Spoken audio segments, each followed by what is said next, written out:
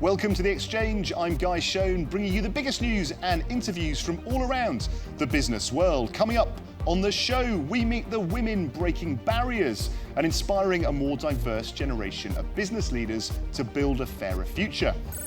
Turning to tech in a bid to make the streets safe again. Safety apps created by women are surging in popularity.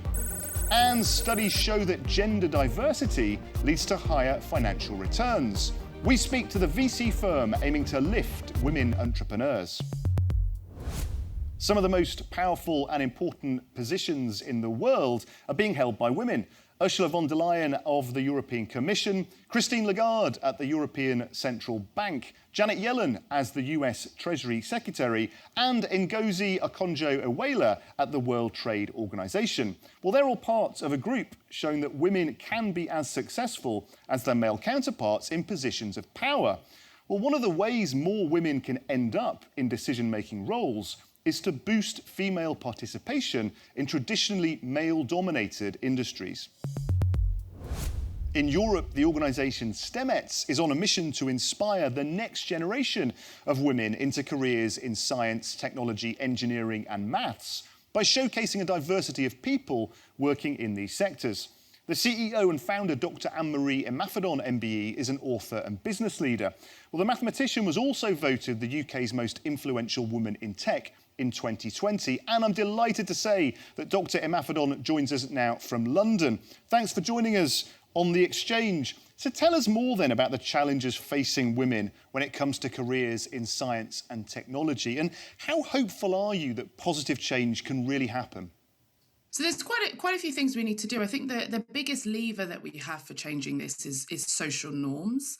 And I think when we look at equal pay, that came back in the 1960s, right? We had, at least here in the UK, the acts that came in to ensure that. And of course, STEM is one of those spaces that, people are paid really well to work across lots of different STEM roles and STEM organizations. And so the underrepresentation of women within STEM means that actually, if we were better represented, we'd actually be much closer to that pay parity. And so I think it's going to take a whole society, a whole change in approach to say our social norms have evolved, need to be reflected in the way that we do what we do.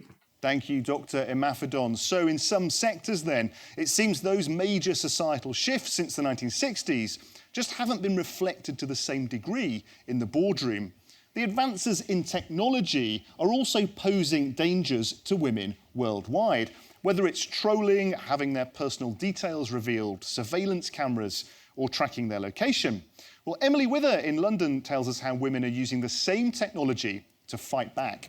Yes, Guy, there's been a huge demand here in the UK for ideas to help women feel safe on the streets. And it's spurring women to come up with innovative tech-based solutions to protect others. So I previously had experience of sexual harassment when younger, out and about, and so I really understood that there was a need for something like our app.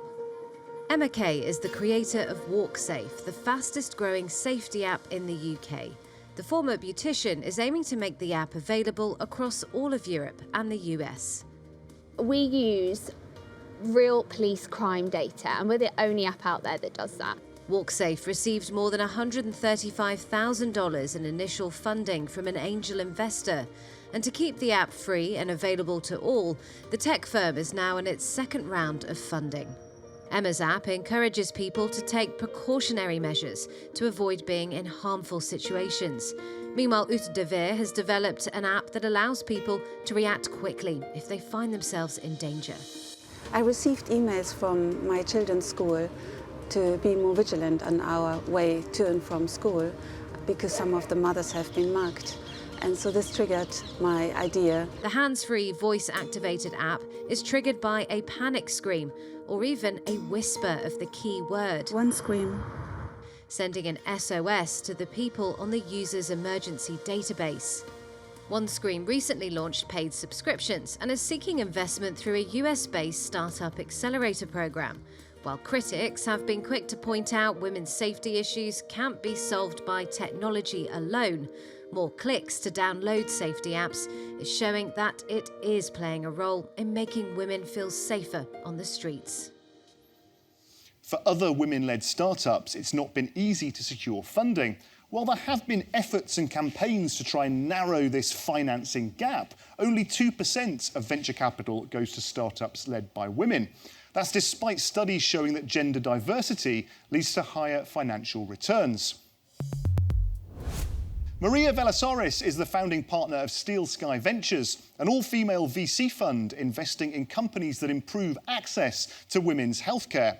Here's her take on what companies like Steel Sky can do to lift female entrepreneurs. Less than 12% of women venture capitalists are out there, and we can't fund every single women's health company. And so I think what we're finding is that the people with the money is reflective of the solutions that you see in the market. If we change that mix and we diversified who is actually given the power to allocate capital, I think we'll start to see a shift in the types of companies that get developed and the types of founders that we see receive funding. I think success will continue to beget success, and I think 2022 is going to be a major year in women's healthcare. Thanks, Maria. A major year ahead then for investments in women's healthcare. Now, we've put a different spin on our regular feature Business in 60 Seconds, Start the Clock. Despite frustration from Ursula von der Leyen, the European Commission President, that an EU deal on rules for women in boardrooms has taken too long to be agreed, Europe has seen progress with a number of high-profile leaders at the helm of iconic organisations. Norway was the first European country to introduce boardroom quotas in 2008. France currently has the strongest female representation in the boardrooms of the biggest listed firms at 45%. Well, according to the Harvard Business Review, the female economy pumps $15 trillion into global earnings every year. Women continue to represent a massive driver of consumer spending despite COVID hitting the labour force. But figures from the United Nations reveal that globally women only make 77 cents for every dollar earned by men, and despite all the campaigns, the UN still predicts that at the current rate of progress, there will be no equal pay until 2069. Made it, 5 seconds to go. So, there's clearly more to be done to help women break the glass ceiling in whichever field they're in. The pandemic may have rolled back gender equality, but there's no doubt that it gives governments and organisations all the more reason to ramp up efforts to empower women in order to build a more sustainable and fairer future. And the more women emerge into positions of power, the more decisive the action and the greater the returns for all of us.